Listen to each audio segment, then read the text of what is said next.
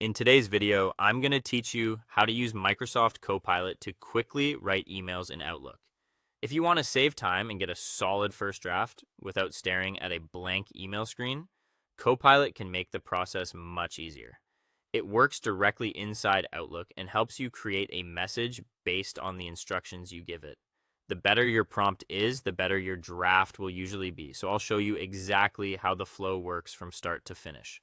To begin, open Microsoft Outlook and click New Mail to start a fresh message. This gives you a blank email window where you can create your message as usual. Next, look at the toolbar at the top of the message window and click the Copilot icon. This is where Outlook gives you access to Copilot's writing tools. Once you click it, you'll see a few options appear. From those options, choose Draft with Copilot.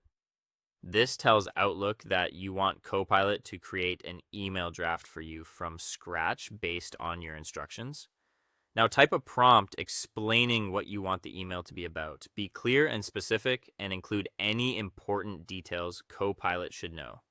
You can also mention the tone you want, such as friendly, professional, concise, or formal. For example, you might describe the purpose of the email, the key points to include, and the style you want it written in.